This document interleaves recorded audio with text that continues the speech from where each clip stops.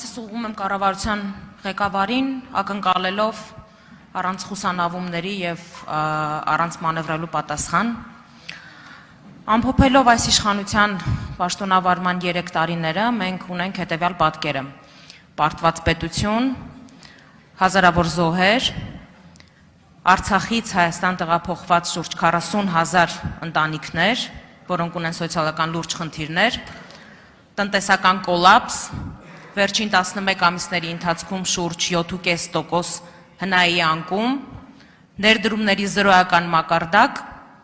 համավարակի դեմ պայքարի գործընթացի ձախողում, հազարավոր զոհեր դրա արդյունքում եւ նաեւ հանրապետությունում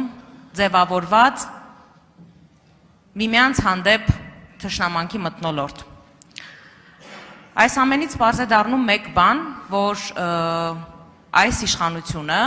վարչապետի գլխավորությամբ պարզապես չի կարող լինել մեր հանրապետության ֆիզիկական, տնտեսական, սոցիալական, բարոյահոգեբանական անվտանգության երաշխավորը։ Այսօր, երբ յուրաքանչյուր օր մեր երկրի սահմանային բնագծերը GPS-ով փոխվում են, որպես կանոն ի նպաստ բացառապես Ադրբեջանի, մենք շարունակում ենք ստանալ բազմաթիվ ահազանգեր նաև Տիգրանաշեն համայնքի բնակիչներից, որը առավելապես հայտնի է որպես Քյարքի, եւ այսօր ես ուզում եմ, որպեսզի այս ամբիոնից վարչապետը ասի բաց տեքստով. Արդյոք Տիգրանաշենին չի սպառնում նույն ճակատագիրը, որը որ բաժին հասավ Շուռնուխ եւ Որոտան համայնքներին եւ ընդհանրապես որևէ այլ բնակավայրի, որ մարզում էլ որ դա գտնվելու լինի։ Խնդրում եմ, որպեսզի այս ամբիոնից դուք հայտարարեք, արդյոք այս իշխանությունը տալիս է այդ երաշխիքները։ Շնորհակալ եմ հարցի համար։ Գիտեք, ես ստիպված եմ ասել, որ երբեմն տպավորություն է ստեղծվում, որ ասվում են բաներ, որոնց բովանդակության նպատակը պետք է շատ լուրջ հասկանալ։ Օրինակ կար ժամանակ Հայաստանում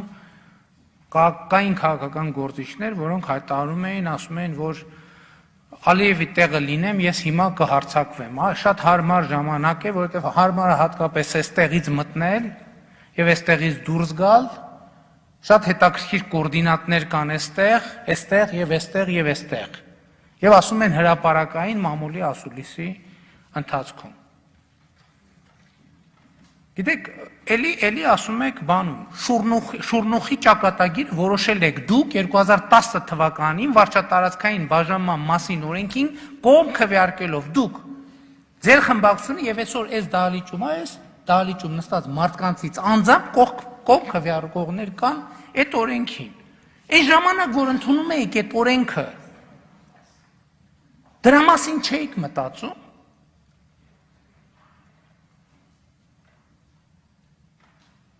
Ընդհանուր առմամբ կարող եմ արձանագրել հետևյալը, որ հակամարտության արդյունքում հակամարտությունը Ղարաբաղի լուծված չէ եւ հակամարտության արդյունքում առաջացած կան բազմաթիվ հարցեր, որոնք լուծված չեն։ Մենք էլ ունենք այդպիսի օրակարգ եւ այդ օրակարգը քննարկում ենք։ Ես ուզում եմ հասկանամ, ինչու անընդհատ, ինչու օրինակ, այս ամբիոնից որևէ մեկը չի բարձրացնում, բա Արցվաշեն գյուղի հետ ինչ ալնելու օրինակ։ Օրինակ ինչի չեք հարցնում, Արցվաշեն գյուղի հետ ինչ ա լինելու։ Մոռացել ենք բոլորս Արցվաշեն գյուղի հետ ինչ ա լինելու։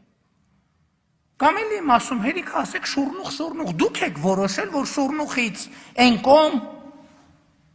ճանապարհից են կողմ, կամ չգիտեմ ինչից են կողմ, Ադրբեջանի բա որ կողմ էիք քվեարկում, այն ժամանակ չէիք մտածում, բայց չքվեարկեիք կողմ, ասեին չէ Շուռնուխից են կողմ, Հորադես համայնքն է։ Մենք էլ այսօր կգայինք կասեինք բան, գրեք Շուռնուխից են կողմ Լեռնային Ղարաբաղի Հանրապետությունն է։ Չգրեիք Շուռնուխից են կողմ Ադրբեջանի Հանրապետությունն է ու կողմ չքվեարկեիք։ Իսկ ընդհանուր առմամբ ուզում եմ ձեր ուշադրությունը հրավիրել այն փաստի վրա,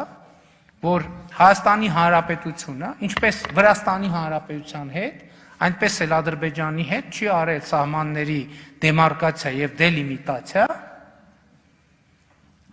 եւ այն իրավական մոտավորապես հիմքերով, ինչ որոշվել է Հայաստանի եւ Վրաստանի սահմանը, նույն սկզբունքով որոշվել է կոնկրետ ձեր ասած հատվածում Հայաստանի եւ Ադրբեջանի սահմանը, մնացածը դելիմիտացիա եւ դեմարկացիա հարցեր են։ Օրինակ նույն ձեր ասած Տավուշի մարզում կամ Սյունիքի մարզում, Վայոց ձորի մարզում, օրինակ կան հայկական տարածքներ, որոնք մինչև այսօր գտնվում են ադրբեջանական Արարատի մարզում կան տարածքներ, որոնք մինչև այսօր գտնվում են ադրբեջանական վերահսկողության ներքո։ Ինչի՞ այդ հարցերը չեք բարձրացնում։ Այսինքն ես ուզում եմ հասկանամ, մեր քաղաքական միտքը սնվում է բացառապես ադրբեջանական լրատվամիջոցներից, մեր ընդդիմությունը սնվում է բացարձակապես Ադրբեջանի խոսույթից, Տավուշի մարզում կան բազմաթիվ հայկական տարածքներ, որոնք մինչև այսօր գտնվում են Ադրբեջանի վերահսկողության ներքո։ Ինչի՞ չեք օրինակ կառավարության առաջ դնում հարց, ինչի՞ չեք գնում այդ տարածքների վերադարձի հարցը բարձրացնում։ Արձագանք։ Նախ սկսենք նրանից, որ ընդդիմությունը բացարձակապես ի տարբերություն իշխանության շատ ու շատ ներկայացուցիչների ոչ ադրբեջանական լրատվամիջոցներից է սնվում եւ ոչ էլ գաղափարական նրանց այսպես եզրույթներն է քննարկման այսպես բովանդակային դաշտ բերում, ինչը չեմ կարող ասել բնականաբար իշխանության շատ ներկայացուցիչների մասին։ Ինչ վերաբերվում է նույն Շուռնուխի հետ կապված, ես իհարկե հասկանում եմ, որ մանիպուլյացիաների միջոցով շատ հեշտորեն հնարավոր է հանրային տրամադրությունները շեղել, սակայն դուք ամենայն դեպս որպես լինելով նախկինում падգամավոր, պետք է որ շատ լավ իմանայիք, որ նույն ձեր մատնանշած վարչատարածքային բաժանումների օրենքով որևէ կերպ չեն ամրագրվել պետական սահմանները։ Սա այս մասով եւ ամենավերջին հերթին հաշվի առնելով, որ դուք կրկին անգամ որևէ հստակ պատասխան չտվեցիք կոնկրետ Տիգրանաշենի ճակատագրի հետ կապված իմ հարցին, իսկ ինչ վերաբերվում է, որ ընդդիմությունը պարբերաբար դրանք հնչեցնում է, որովհետև ձեր եւ Ալիևի միջև ձեռք բերված բանավոր պայմանավորվածություններից այլևս մենք չգիտենք, թե ինչ կարելի է սպասել, եւ հանրագումարի բերելով այս ամեն ինչը, չեք կարծում արդյոք, որ իսկապես դուք եւ ձեր ղեկավարած քաղաքական թիմը սպառել եք ձեզ եւ պետք է հեռանաք։ Լավ, շատ լավ, սպառել ենք մեզ, մենք ձեզ ասում ենք եկեք գնանք արտահերթ խորհրդարանական ընտրություններ անենք, տեսնենք ով է սպառել։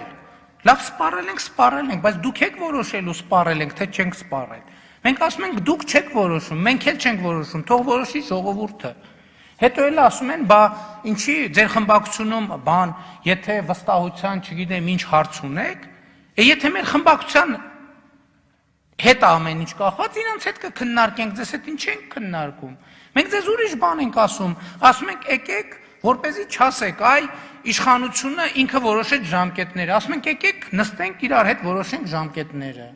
Երկրորդ ընտրական օրենսգիրքը դուք որ մերժեցիք, այո մենք գնացինք իմ քայլը խմբակցության շրջանակում քննարկեցինք, որ որոշեցինք, որ ռեյտինգային վարկանշային ընտրակարգը պետք է մեր ընտրական օրենսգրքից հանել։ Հիմա դուք վաղ կասեք, վայ, այդ ո՞նց եք բա առանց մեզ որոշել։ Բա դուք ասացիք, չէ, մեզ հետաքրքիր չի այդ թեման։ Արտահերթ ընտրություններ անցկացնելու այսօր երկրում մի ձև կա, վարչապետի հրաժարական, երկու անգամ վարչապետ չի ընտրվում, տեղի ունենում արտահերթ խորհրդարանական ընտրություններ, ասում եմ, եկեք պայմանավորվենք ինչ ժամկետներում, որ չասեք։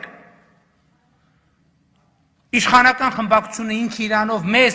մեր ասածները չլսելով արեց, հիմա մի շանս բաց թողեցիք։ Հիմա իմ քայլը խմբակցությունը որոշել է, որ ընտրական օրենսգիրքը պետք է լինի այսպես։ Հետո չփողոք եք ասեք, վայ, բա ինչի մեզ չեք հարցրել։ Դուք եք ասեք, չեք ուզում քննարկենք։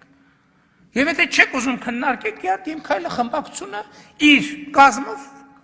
կառավարության հետ կքննարկի, որոշում կկայացնի։ Դուք եք այդ լիազորությունը ու պատվիրակումը տվել։ Կորոշեն կլինի արտահերթ ընտրություններ, կլինի, կորոշեն չի լինի։ Դուք ամեն անգամ խոսացեք, հրաժարական եք ասում եք շատ լավ, հրաժարական ուրեմն արտահերտ ընտրություններ, ասում եք չէ, այսինքն դուք ասում եք եկեք թողեք նեղ կազմով որոշենք,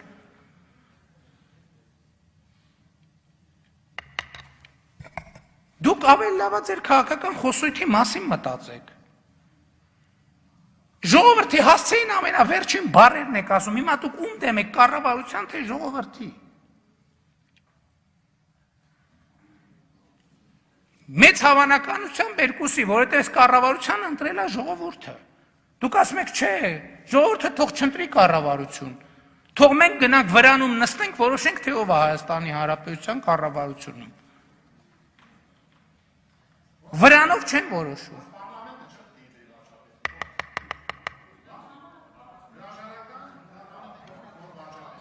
մենք ասում ենք,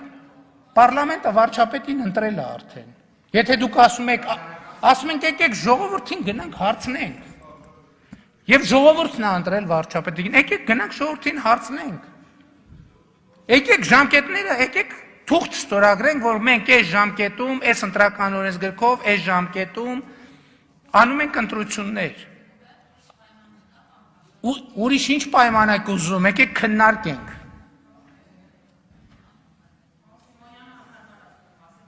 Ես անարմատ չեմ զգում, կարևոր եմ համարում, թույլ եմ տալի բոլորը արտահայտվեն, պարոն վարչապետ։ շնորհակալ եմ։